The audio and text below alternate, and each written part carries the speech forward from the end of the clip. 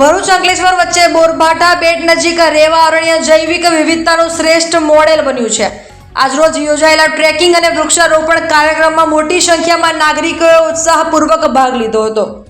ભરૂચ અંકલેશ્વર વચ્ચે બોરભાઠા બેટ નજીક નદી કિનારે ભરૂચ સિટીઝન કાઉન્સિલ દ્વારા વર્ષ 2019-20 થી વિકસાવવામાં આવેલ રેવા અરણ્ય પ્રોજેક્ટ આજે જૈવિક વિવિધતાનું શ્રેષ્ઠ મોડેલ બની ઉભો રહ્યો છે। રવિવારે યોજાયેલા ટ્રેકિંગ અને વૃક્ષારોપણ કાર્યક્રમમાં મોટી સંખ્યામાં નાગરિકોએ ઉત્સાહપૂર્વક ભાગ લીધો હતો।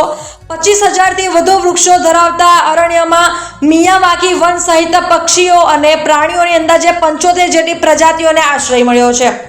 સ્થાનિક બર્ડ લવર્સ અને નેચરલ ફોટોગ્રાફર્સના સહયોગથી તૈયાર કરાયેલા પક્ષી પ્રાણી વિગતોના QR કોડ યુક્ત પોસ્ટરોનું શુભશ્રી પિગમેન્ટના સહયોગથી અનાવરણ કરવામાં આવ્યું હતું। પ્રોજેક્ટમાં ક્યાંય જંતુનાશક દવાઓનો ઉપયોગ કરાયો નથી। વિવિધ કંપનીઓના આર્થિક સહયોગથી વિકસેલા આ પ્રોજેક્ટની નોંધ સમગ્ર ગુજરાતમાં લેવાઈ રહી છે। પરિણામે LD engineering college Ahmedabad, doctor SS&S college Surat અને ભરૂચની SVM ઇન્સ્ટિટ્યૂટ ઓફ ટેકનોલોજીના વિદ્યાર્થીઓ અહીં 15 થી 30 દિવસની ઇન્ટર્નશીપ કરી અભ્યાસ અહેવાલ તૈયાર કરશે। કાર્યક્રમમાં જિલ્લા ભાજપ પ્રમુખ પ્રકાશ મોદી, અંકલેશ્વર નગરપાલિકા પ્રમુખ જિગ્નેશ અંદાડિયા, કાઉન્સિલ પ્રમુખ જીવરાજભાઈ પટેલ, સેક્રેટરી હરીશ જોશી સહિત 150 થી વધુ નાગરિકો ઉપસ્થિત રહ્યા હતા।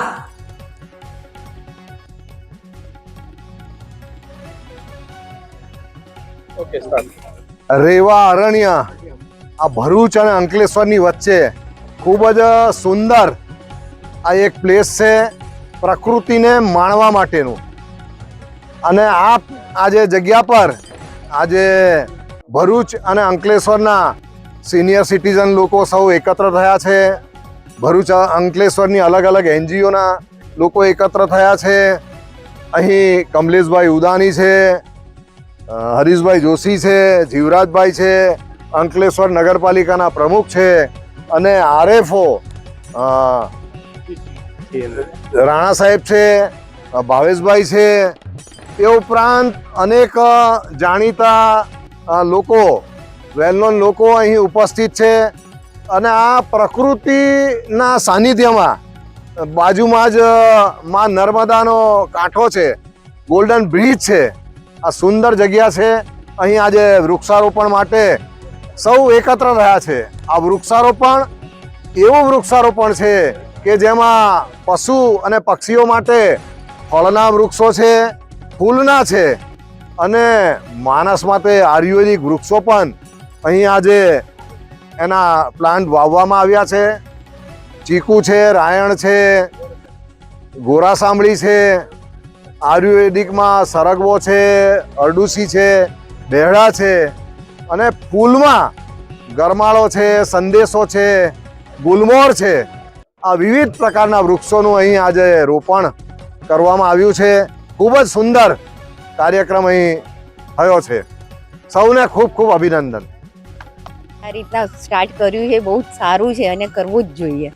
શહેરની આબોહવા અને અહીંની જે વાતાવરણ છે, હા, બહાર કરતા તમને ગરમીમાં બી ફરક લાગે છે કે કમસે કમ 2-3 ડિગ્રી ફરક દેખાઈ આવે છે। અહીં તમને જે અત્યારે પશુ પક્ષીની જાણકારી આપી, આપના માટે કેવી ફિલિંગ હતી? નવી ફિલિંગ હતી આ કમ્પ્લીટલી। મારું નામ અંજલિ છે। આજે અમે બધા રેવા અરણ્યમાં છે અને પ્રકૃતિ સાથે જ છે, પ્રકૃતિ પાસે જ છે અને જોઈને બહુ જ મજા આવી રહી છે। આમાં મારું એક જ છે, જ્યારે પણ આપણે પ્રકૃતિ સાથે જોડાઈએ છીએ, કનેક્ટ થઈએ છીએ, ત્યારે પ્રકૃતિને કઈ રીતે પાછો આપીએ, આપવાનું નહીં તો પ્રકૃતિને કઈ રીતે આપણે બચાવીને રાખીએ। આના ઉપર હું 1-2 વસ્તુ કહીશ। એવી જગ્યા જ્યારે પણ આવો, કોઈ પણ જગ્યા, પોતાની બોટલ હોય તો સારું, ત્યાંના પ્લાસ્ટિક આપણે ગ્લાસીસ યુઝ નહીં કરવા પડે। ત્યાં ચાય નાસ્તાની ક્યારેક વ્યવસ્થા હોય તો તમારું પોતાનું કપ હોય કે સ્ટીલનું કંઈ નાનકડું રકાબી જેવું તમે બેગમાં મૂકી લો તો આ તમે પ્લાસ્ટિકનું ડિસ્પોઝલ નહીં લેવું પડે। આ નાની નાની વાતોથી આપણે એવી જગ્યાઓને સુરક્ષિત રાખી શકીએ। ધન્યવાદ। પક્ષીઓ વિશે આપને જાણવા મળ્યું, એના વિશે કંઈક અને આ જગ્યા એવી છે જ્યાં આટલા બધા પક્ષીઓ મેં ફર્સ્ટ ટાઈમ જોયા અને નામ પણ મેં ફર્સ્ટ ટાઈમ સાંભળ્યા। આના પહેલાં મને કંઈ ખબર જ નહીં હતી કે એવા પણ પક્ષીઓ હોય છે। અને જે રીતે અહીંયા એક્સપ્લેન કરવામાં આવે છે, એક બર્ડ હોય, આની સાયકલ, લાઈફ સાયકલ શું હોય અને આ ક્યાંથી આવી હોય, બધું જ આટલું બ્યુટીફુલ છે। તમે એકવાર અહીંયા આવીને જો સમજો તો ખબર પડે કે પ્રકૃતિ કેટલી અદ્ભુત છે।